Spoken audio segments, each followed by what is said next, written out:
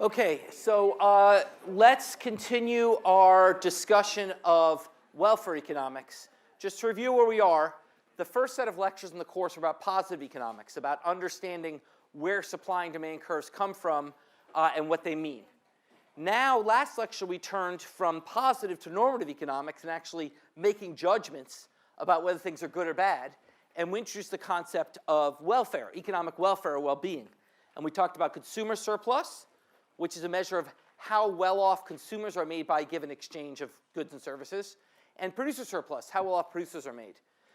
We're going to start our lecture by proving what's modestly called the first fundamental theorem of welfare economics, which is that competition maximizes welfare. So this is basically taking our positive economics and meeting our normative economics. That is, we are going to talk about how the model we've derived so far, which is the equilibrium under perfect competition, happens to also be the outcome that delivers the maximum well-being to society. So let's step back.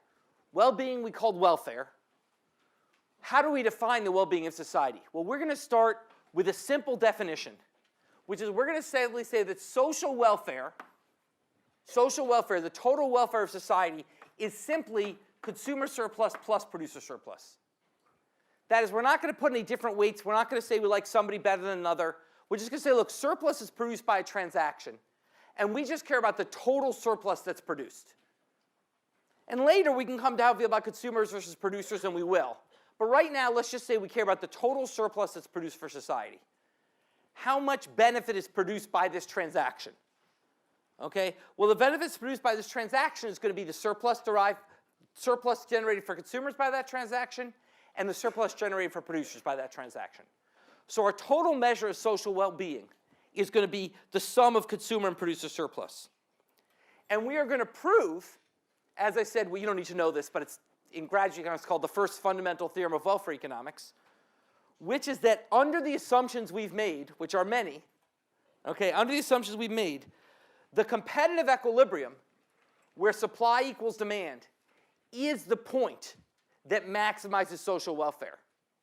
That is, the key insight is the point that the market naturally delivers. The equilibrium that's gained by the market naturally happens to be the point that also makes society as well off as possible. A very profound result. Okay, that is a positive conclusion, which is that supply and demand will meet at a certain equilibrium, delivers a normative conclusion, which is that equilibrium is the point which maximizes social welfare. Okay? Now the best way to see this is just graphically. So let's go to figure 10.1. Okay? Figure 10.1 has supply and demand curve. Okay? Once again, whether these are curved or linear, these are just, it's still the basic idea of supply and demand curve. So curved supply and demand curve are things which are more sort of constant elasticity type curves, but that doesn't really affect the intuition. Okay? We have here the triangles of consumer surplus and producer surplus. So consumer surplus, give me the letters. Somebody raise their hand and tell me which letters on this diagram correspond to consumer surplus and why. Which areas denoted by which letters correspond to consumer surplus and why? Yeah. R&D, and why is that? Because the price is everything over the price, really between the supply and the demand and the price. Exactly. Everything below the demand curve, above the price consumer surplus, so R plus V. So therefore, what's producer surplus? Same person. S plus T plus U is producer surplus. So consumer surplus R plus V, producer surplus is S plus T plus U. Okay? You can see, those of you who are sort of graphically oriented, can immediately see the sum of those two triangles will be maximized at the intersection of the curves and nowhere else. Okay? So, for example, let's think about the case where I say, well, look, it's a shame the price is that high. We ought to make the price lower. Let's set a new price. Let's have the government mandate a new price at P2. Suppose the government intervenes and says we're going to set a price ceiling. We're going to say no one can charge more than P2 for their product.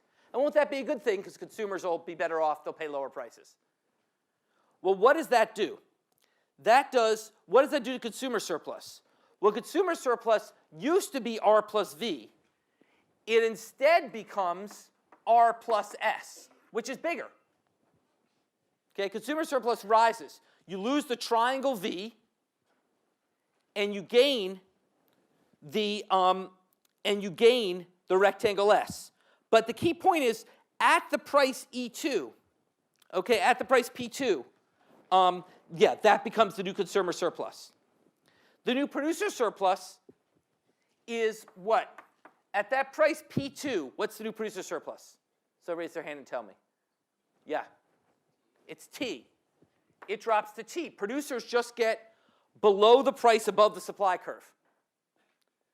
So what has happened to total social welfare? It has fallen by the amount V plus U. Total social welfare has fallen by V plus U. So in some sense, two things have happened here. We've set this price. The first is a transfer.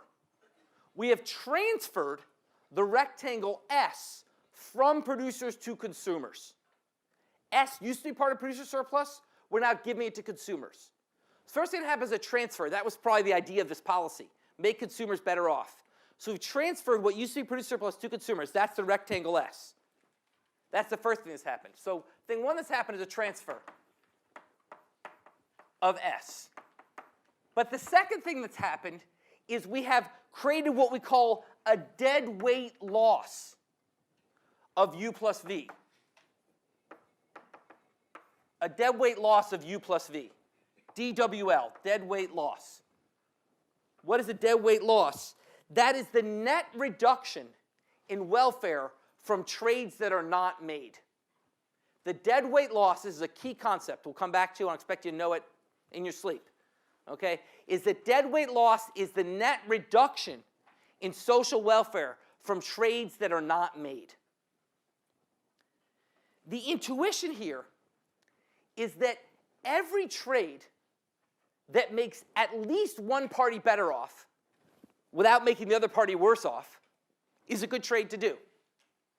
Under the assumption we've made so far, if you ever trade that increased consumer surplus or producer surplus or both, that's a good thing to have, right? If my daughter has any song she wants to buy by Kendrick Lamar that she values at more than $1, she gets them for $1. Anything which stops her from buying those songs is bad. She's losing surplus. Okay? So basically, the key point is that dead weight loss is an inefficiency. Okay? We talked about how competition leads to maximally efficient production through cost minimization. Competition also leads to the maximum welfare outcome because that point is the point which makes society best off, defined as the sum of consumer surplus plus producer surplus. Okay? But once again, I cannot highlight enough the depth of this insight. That this point, which before today you knew as the outcome, I showed you in the first lecture, this is what happens when you have supply and demand, you get to this equilibrium. That happens to be the very best place to be. And that's why we call it the first fundamental theorem. It's very important. Okay? Yeah? So the idea that, like, since we're talking about social welfare, that even though the consumers are better off, there is not as many trades because producers don't get as much out of it. So let's, I want to come to that. Let's talk about that. Let's go to another example to talk about that. Let's talk about interventions. Let's do it. Let's do an example. That was just sort of to teach you the basic idea, but let's go on to a more explicit example of a government intervention. Actually, I'll do it here.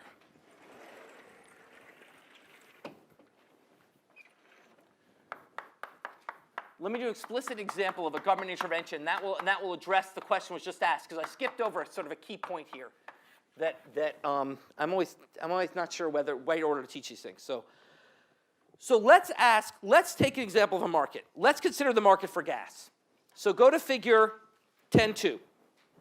This is the market we talked about before, the market for gas. Imagine the market for gas is initially in equilibrium with supply curve S1 and a demand curve D. And it's initially in equilibrium at point little e1 with Q1 gallons of gas being sold at a price P1. That's the initial equilibrium. Now, imagine that there is an oil crisis. Because, for example, oil companies decided it'd be a good idea to drill 8 miles underground horizontally, and it busts and there's spills everywhere. Something like that.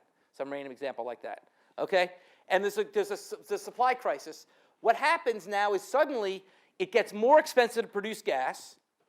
So the supply curve shifts upwards. We talked about this last time, leading us to new equilibrium at point E2. And you remember we talked about the equilibrium works.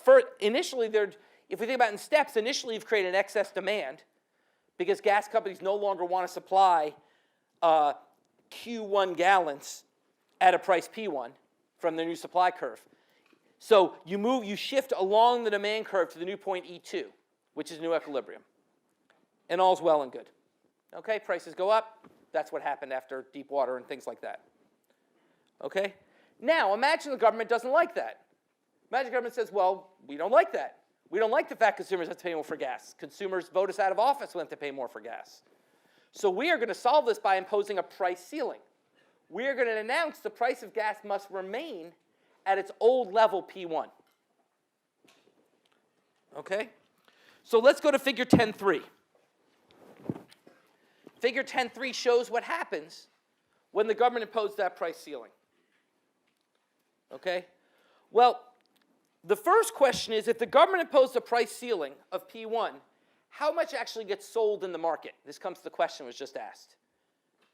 Well, this is sort of a new thing. We've looked at, which is we have this situation where there's excess demand. At the price P1, consumers still want Q little d. But suppliers are only willing to supply QS, Q little s. See? Consumers still are working off the same demand curve. If the government says we still want the price to be P1, they're like, great, we still want as much gas as we had before. Suppliers are like, no way, we're not going to supply it. If you're going to keep the price at that level, we're going to produce less gas because we have a rising marginal cost. So if you're going to force to have that same price, we're going to work our way back down the supply curve and produce less gas. So suddenly, you have a situation of excess demand that doesn't get resolved. Remember last time we said excess demand got resolved by moving up the demand curve. Well, you can't here. You can't resolve that because the price is forced to be a P1. Okay? Now, what determines what actually gets sold when there's a price restriction? Here's the way I like to think of it. I like to think of the actual quantity gets set by the constrained party. So in this case, a price ceiling means that suppliers are asked to supply more than they're willing to, so they just say no. So you actually get the ultimate quantity in the market is QS. It doesn't matter that demanders want QD. They can't buy stuff that's not produced.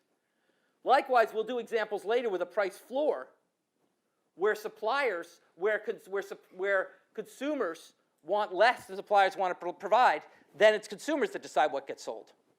So basically, whoever wants less gets to decide because you can't force the producers to produce more. We have a private oil industry, gas industry.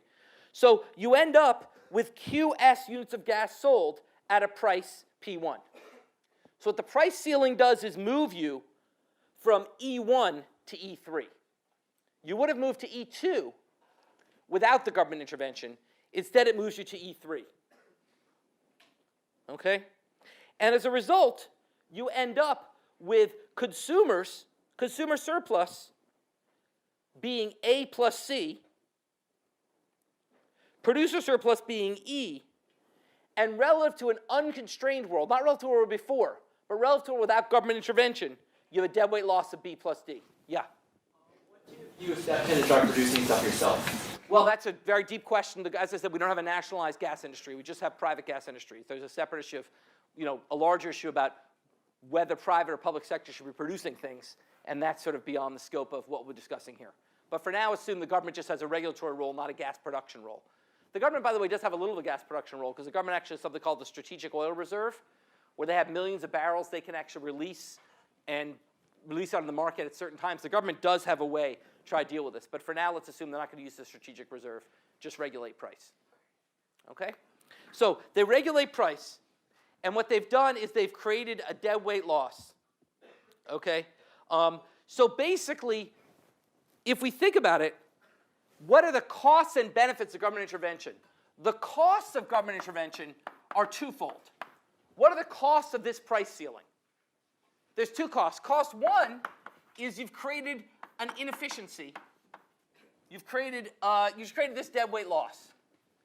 Because basically, if you didn't restrict things, there are people who would have bought gas to the right of Q sub S and to the left of E2.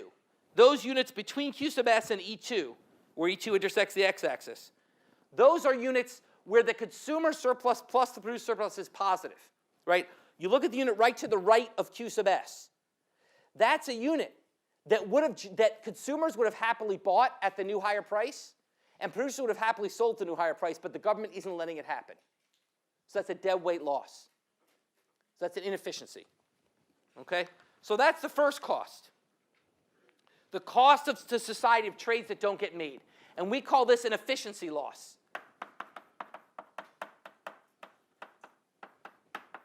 Because there are efficient trades. Things are efficient if they make the joint surplus is positive. If on net people are better off. There are efficient trades which both sides were happy to make and they can't make. So we call this an efficiency loss. Okay? But that's not the only cost to this policy. What's the other cost? This is a hard question. Yeah? You have to force the price to not be where it normally be. So there's enforcement. You have to go around, send regulars around to gas stations, make sure they're not charging the wrong price. That's true. I sort of say that small. I was thinking more sort of a theoretical. Not theoretical, but what's the other big source of, yeah? Is it like the loss of producers? There's not many producers wanting to innovate and stuff like that? There's sort of a dynamic, but once again, the producers think this may be a short-run thing, and once the Deepwater Horizon gets fixed, prices will be back down or whatever. But what's the other miracle of the market that we lose here? We talked about this in the very first lecture. Yeah. Like related the firm entering and exiting, or It's entry and exit, but that's once again. Let's rule out entry because it's just a short-run deal. Yeah. is it like how do you ensure that the people who value it the most? Yes. There's allocative inefficiency. Remember, one of the things we talked about in the very first lecture, I think we did, maybe not. Anyway, one of the most important benefits of the competitive equilibrium, it doesn't just deliver the right quantity, it delivers it to the people who want it the most. So if you think about, let's go back to figure 10.2, it's easy to see there. If you think about who gets gas at the initial equilibrium E1, actually no, let's go to 10.3, that's fine. So let's say we hadn't interfered and we'd allowed the price to go to E2. Well, fewer people would have bought gas, right? The quantity would have fallen from QD, would have fallen all the way from E1 to E2. But the people who dropped out would have been who? The people who valued gas the least. The people who got the lowest surplus from it. Okay? However, now, suddenly, you only have QS units of gas, and you have QD people who want them. Well, now who decides who gets them? Before, the market did the magic. The market made sure the people who wanted the units got them. Now, all of a sudden, something else has to decide. So how do you resolve this? Well, we actually have an answer to this. We had a gas crisis in the 1970s, and the government imposed a price ceiling. And how did it get resolved? How did we decide then who got the gas? Does anyone know? Raise your hand, tell me if you know. Yeah? How long? People wait in line. People basically sat in their cars and waited in line. Okay? Now, so essentially, if you think about it, goods are going to get allocated somehow. If the market doesn't allocate them, there'll be another less efficient allocation mechanism. Okay? And basically, why is it inefficient that people waited in line for gas? There's actually two reasons. One's sort of cute. But what's the main reason it's inefficient people waiting in line for gas? Yeah? You're waiting in line, not actually doing stuff. Yes, the opportunity cost. Point little one, you have the opportunity cost. Okay? You have the fact that that time I spent waiting in line, I could have been working or having fun, but certainly something I would have enjoyed more than waiting in line for gas. I think we can all agree that there's something we'd rather be doing with our time than waiting in line for gas. Okay, unless you really like the music in your car stereo and you can't listen anywhere else. I don't know what the story would be, but I can't imagine that many of us would prefer to wait in line for gas to do something else. So it's the opportunity cost. That's an inefficiency. Society is losing out because you are not using your time in the most productive way, in the way that maximizes your welfare. Okay? So there's that. What else? What's the other small other cost? Yeah. Yeah, people use gas waiting in line. So there's literally the technical inefficiency. And remember, this is like back when cars got like 8 miles to the gallon. So you'd like get to the front of the line, get gas, and have to go back to the back of the line again because you use so much gas, plus not to mention the pollution and all that other stuff. So basically, this is the inefficiency from a non-market allocation mechanism, okay? Which is that people could be doing more productive things and not wasting gas waiting in line. Yeah? Is the excess of demand QS minus QD or Yeah. QS minus like E2? No, QD minus, because we fixed the price at P1. So it's QD minus Q. Since we fixed the price at P1, people want, what's the demand at that price? QD. Let's supply at that price, QS. So that's the excess demand. Okay? So now, yeah. So you mentioned how like the market makes sure the people who want the gas the most can get it, but isn't like the wanting the most like how much they're willing to spend on it? So like does this market then assume that all people make the same amount of income? No, it doesn't. But it does assume that basically the market, and this comes to the trade-off. What's the benefit of this policy? Which you've raised with your question, which is equity. Which is, I've defined consumer surplus as simply being what the market delivers. So basically, rich guys have more consumer surplus than poor guys. Okay? That might not seem fair to people. Okay? As a result, the benefit is equity, which is that that everyone gets gas at a lower price, rather than the price rising, the people who drop out may actually not be the people who don't need to drive, the people who can't afford to drive. So they drop out. Remember, where does the demand curve come from? It comes to utility maximization. That's a constrained maximization. So the people who drop out may be people we want. Maybe they're people who have to lose their jobs because they can't drive to their jobs anymore. That's unfortunate. So basically, the benefit of this is equity, and that raises something we're to come back to over and over again in this class, which is what we call the equity efficiency trade-off. Okay, the equity efficiency trade-off, which is there are many government policies which make society more equal, but along the way deliver deadweight loss. And I'll actually tell you later in the class how to optimize across that problem, how to optimize across the trade-off between equity and efficiency. But for right now, I just need you to understand that there's a trade-off. Okay? Yeah. Oh, but like it actually has something to equity, like at the consumer surplus, like the people who have like because if there's no price ceiling, then the people who are able to pay the most money will get it. Right? Yeah, exactly. So the point is, right, the people who, was there more to your? Yes, but if there is like a price ceiling, then we'll just check for money time. So like people who have more time will get it. So. Exactly. It introduces a different kind of inequity. So if you're worried about, so in some sense, the rich guy would say, well, that's not fair to me, just because I've got a productive job I could be doing, and someone else has extra time, why should they get the gas instead of me? So you're right, there's always sort of an inequity. I guess when I say equity, that's a great point. When I say equity, I implicitly mean what we call, that's actually a very important point. Whenever I say equity in this course, I implicitly mean what we call vertical equity. Vertical equity is rich versus poor. Okay? There are other kinds of equity you might care about, like who has extra time versus who doesn't have extra time. Okay? But, and that's a good point. But for now, when I say equity, I'm going to think about rich versus poor. When we think about government policy, equity, efficiency, trade-off, we really think about vertical equity. Okay? Other questions about that? Okay, so let's do a couple more examples to drill this intuition home. Okay, let's do a couple more examples, because this is a very important point. Okay? Example A, let's talk about ticket scalping. Okay? I love going to music concerts. Went to my 51st concert of the year last night, went to my 51st concert of the year. I love going to music concerts, so I know a lot about the music business. And ticket scalping at concerts is a big deal. For those who don't know the term, this is the idea of buying tickets essentially on a secondary market. So let's use the example of Adele. So Adele, about 2 years ago, went on tour for the first time in 4 years to back up an incredibly successful album. And folks really wanted to see her live because she had a big fan base. She was quiet for a while. She made an album. People really wanted to see her live. She wanted to make sure her fans could afford to see her. So what she did is she said, I'm going to price tickets at many tickets for $40 and the highest tickets at $150, which is really, really cheap. So my daughter's going to see J. Cole tonight, and she's paying like $150 for a mediocre ticket. Okay, so $40 to $150 is really cheap. Okay, but she's saying, I want to deliver consumer surplus to my fans. I want to make sure my fans can really enjoy this, get surplus. But what happened? Well, what happened is that the tickets sold out instantly, like literally instantaneously, and the major purchasers were what we call scalpers, who are essentially professionals who buy tickets and then resell them on what we call the secondary market. You might have heard of StubHub or other sites like that, where essentially go on and buy tickets to sold-out events.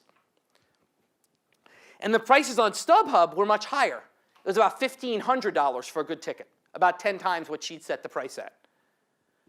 So basically, who's getting the surplus? Not the fans, the scalpers. The people who were quick enough to get online, who had bots set up. So the second it went online, they went online and got the tickets. They had thousands of bots set up, essentially. Somehow they got around the click this if you're human box. I don't know how they do that. But essentially, I'm sure it's smart programmers, you guys can probably do that in an hour as an extra credit project. Okay? They got around it and they bought, and so essentially Adele actually didn't create surplus for her fans. She created surplus for scalpers. Okay? Now, it didn't used to be this way. When I was a kid, we didn't have a secondary market. We waited online. So when I saw my first concert in 1981, you guys believe that? 1981, I saw the Cars. How many of you guys heard of the Cars? Oh, God. Anyway, I saw the Cars. I had to wait online for hours to get tickets because that was the allocation mechanism. So let's think about whether life is better or worse. Because on the one hand, scalpers get money. On the other hand, people don't waste time waiting online. So it really comes down to the same equity trade-off we talked about before. Now, as a 16-year-old in 1981, I could not have afforded to pay probably the secondary market price.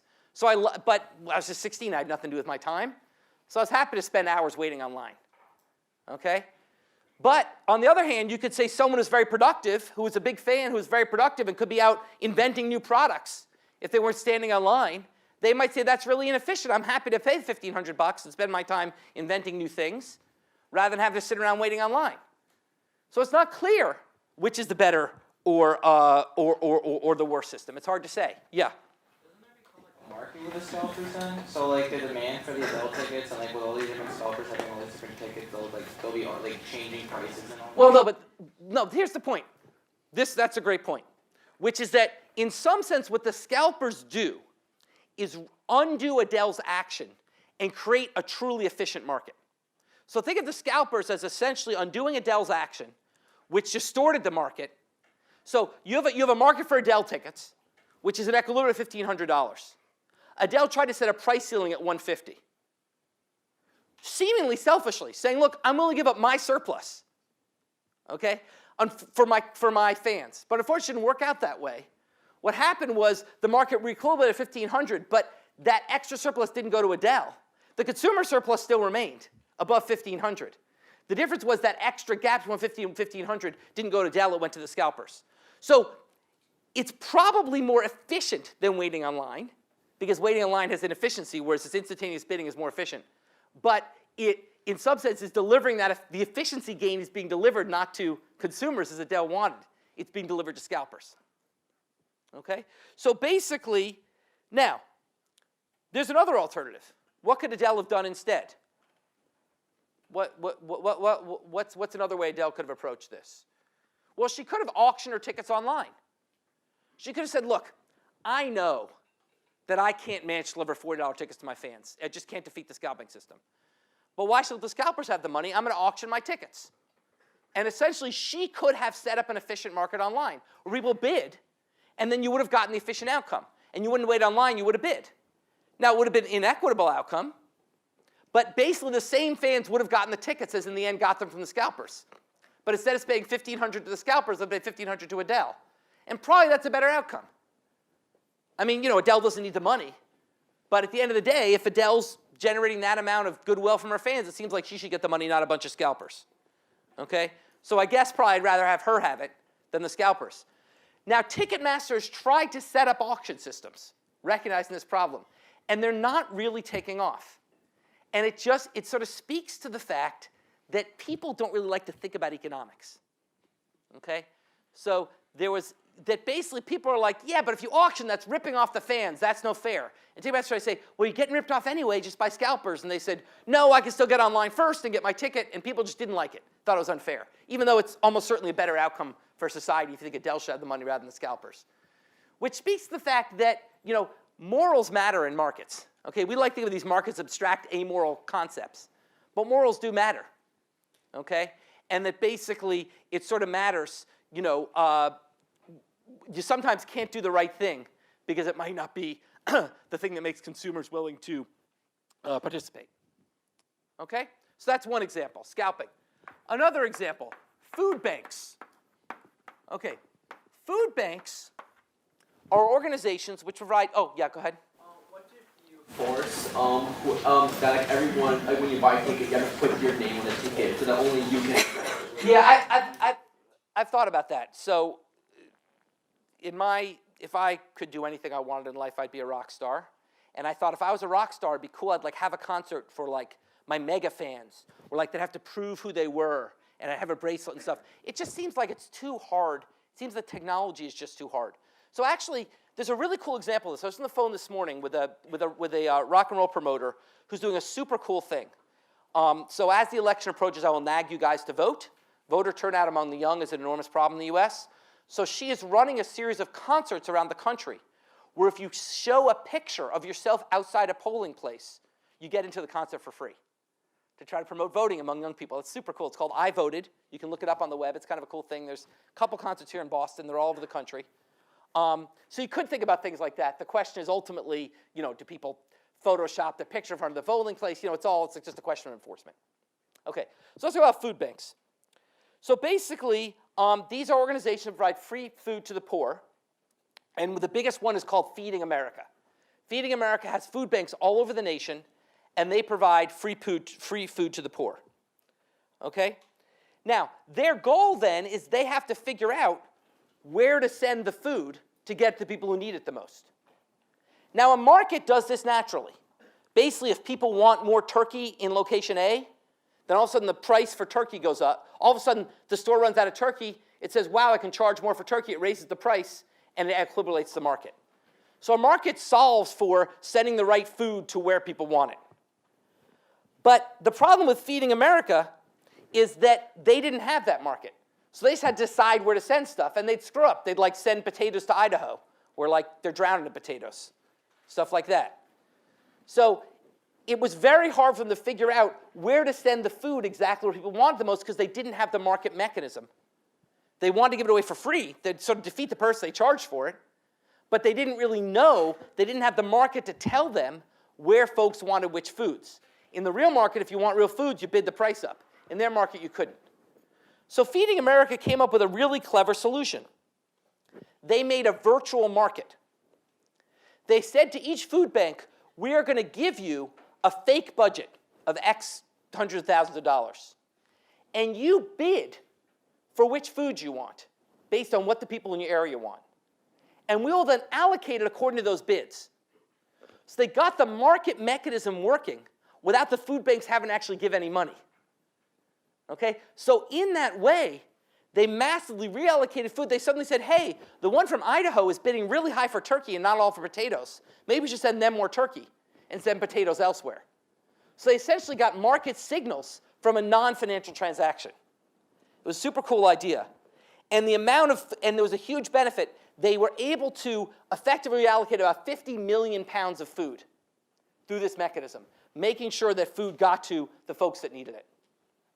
So there's an example how you can use a market mechanism without actually, while not violating equity. The food was always free. But by setting up these virtual prices, they managed to get the food delivered to where people want the most. They let the market send its allocative signals. They let the market be allocatively efficient, send its signals of where people wanted the food without actually violating equity. Okay? Questions about that? Okay, now let's go to the hardest but my favorite example, which is taxi medallions. This is a hard example, but it's a really cool one, and it ends with a great story. Okay. taxi cabs, now cast your mind back pre-Uber. Okay, go back 10 years. Or even, I don't know, yeah, about 10 years. Taxi cabs were the only way you could get around town if you didn't have, if you wanted to get from point A to point B in a car, you didn't own one, you took a taxi, okay? And this was a great example of an economist's perfectly competitive market, in theory. It's an identical product. You want to go from point A to point B, okay? There could be lots of them riding around the streets. You can price compare because cabs are coming by all the time, okay? It should have been a very effective, perfectly efficient, perfectly competitive market, okay? But it wasn't, because every city limited the amount of taxi cabs that were allowed in their city. Every city had a system where to be a taxi cab, you had to have what was called a medallion. It wasn't really a medallion, it's originally a medallion, it's just a piece of paper, actually. And they regulated the number of taxi cabs allowed in the city. They said, we're only going to allow X many taxi cab drivers in the city, and every city did this. Now, we're going to do both a positive and normative analysis of this policy. Let's start with a positive analysis. What did this policy do?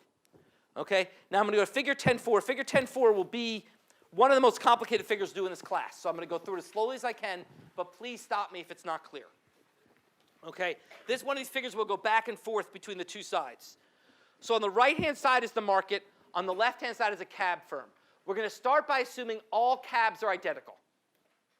We're going to assume all cabs are identical. So one representative firm tells us about every cab firm. Okay? Now, we start with the market. We have an initial demand, which is D. The line D, the blue line, is the demand for taxi cabs. Okay? An initial supply curve, S1. We're going to assume that essentially, in a perfectly competitive market, you have a flat, long-run supply curve. You have perfectly elastic supply. Okay? Anybody can just grab a cab and start driving. Once again, in a cab market without medallions, anyone can throw a taxi sign in their car and start driving around picking people up. Okay? So it's effectively perfectly entry and exit. So it's a perfectly competitive long-run market, therefore flat supply at S1. So our initial equilibrium is at point big E1, okay, where you have Q1 rides, big Q1 rides per month. And that amounts to, so you have Q, that's the equilibrium. Now, how many firms are there? Well, we know how many firms there are because we say, okay, at that price P1, we go to the left. We know that firms will produce where marginal cost equals average cost, at the minimum of long-run average cost. We proved that a couple lectures ago. Therefore, if the price is E1, we know each efficient firm will produce little Q1. If each firm can produce little Q1, and the total amount of rides is going to be big Q1, then that implies little N1 firms. So let me go through it again. Supply equals demand at big Q1. That gives you a price P1. Now we shift to the left. At that price P1, we know that each firm will choose to produce little Q1 rides, because that's where price equals marginal cost equals average cost. Now we go back to the right. We know if there's each firm's producing little Q1 rides, and you need big Q1, then there must be N1 firms. Okay? Questions about that? That's the initial equilibrium. Okay. And at that point, there are long-run zero profits. Consumer surplus is A plus B plus both C plus C. C, by the way, is the gray area on either side of the dashed line.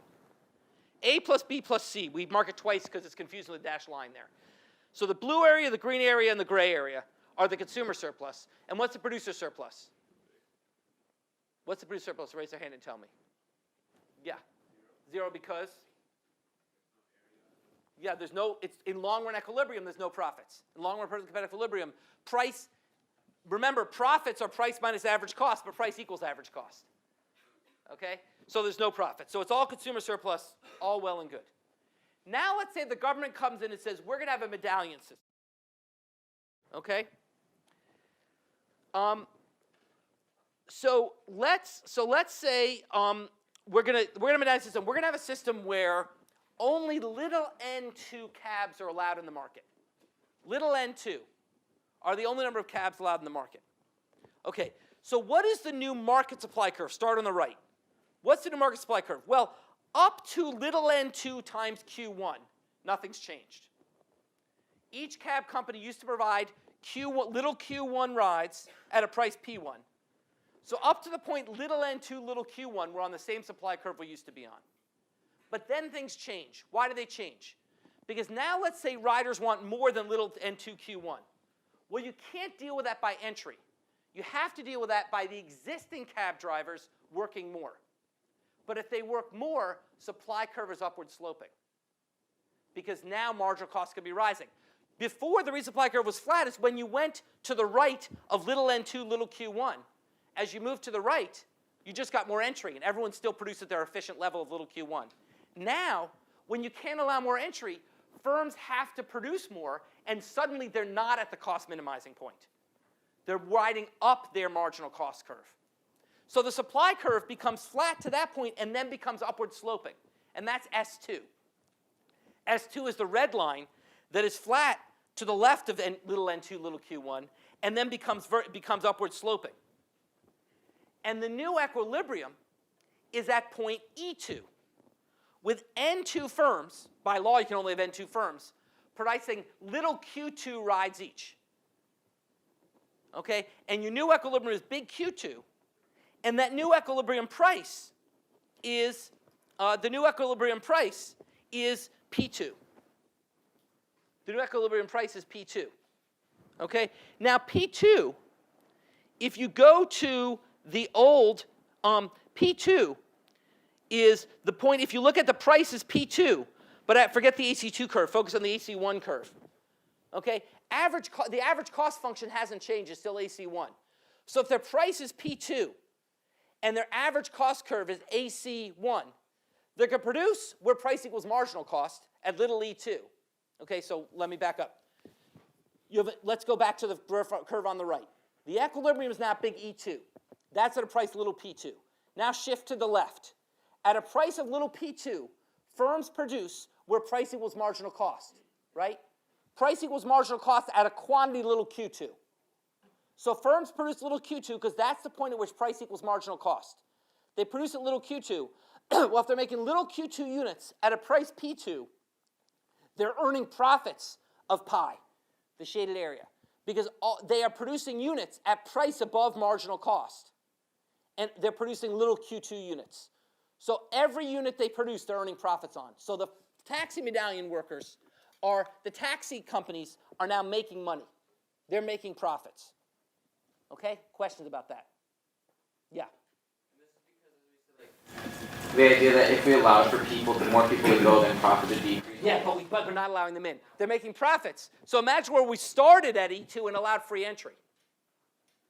Then you'd see basically more firms would enter, you drive the price down to P1, but we don't allow that.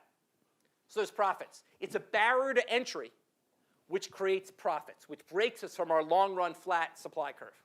We talked about one of the reasons why it won't be flat. So now let's move to the normative. Is this a good idea or not? Well, let's look at the welfare implications. What's happened?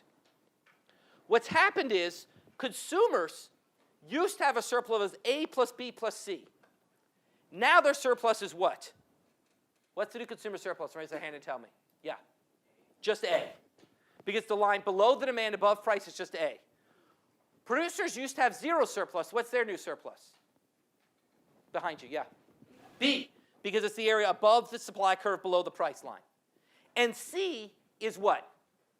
The deadweight loss. Those are transactions no longer happening. Okay? The deadweight loss. Okay? So basically, normatively, you can pose the problem as the following. Is it worth society losing the area C in order to transfer the area B from consumers to taxi cab drivers? That's the way to think about this problem. Let me say it again. It's very important. Essentially, what the government policy doing is saying, I'm going to transfer B from consumers to producers, even though it's going to cost me C in deadweight loss. That's what the government's saying. That's the government's position. Okay? Now, why is the government wrong? Why, in fact, is that not the proper statement of what happens? It's very complicated.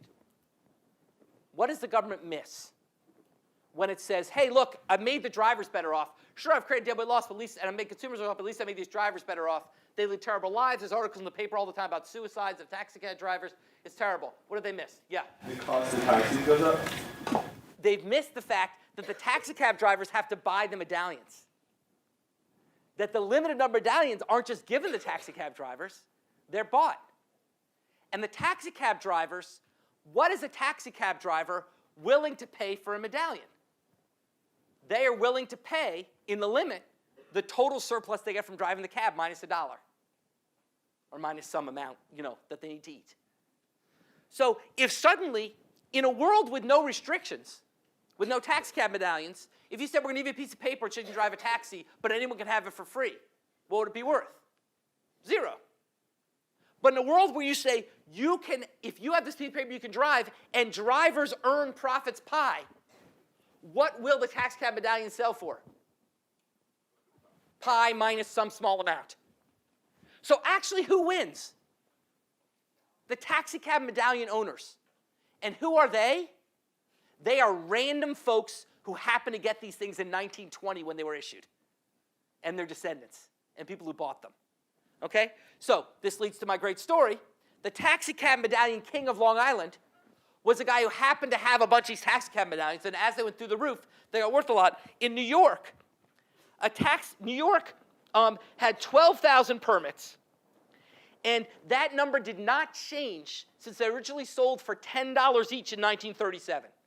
1937, you could have bought her for $10, and they issued 12,000 of them. They've never increased it. Right now, a taxi cab medallion in New York is worth $400,000. Okay? Well, the taxi cab king of New York is a guy who lives in Long Island who made so much money that he actually, for his kid's bar mitzvah, not only had rented out a hotel, a whole basketball-themed bar mitzvah, but hired Nicki Minaj. Okay? This was paid for by Area B. Okay? This was paid for. So, in fact, it's not the taxi cab drivers that make out of this policy. It's the taxi cab medallion king of New York. Now, here's what happens. Okay? Here's what happens. What happens then when Uber comes in? Who's the big loser?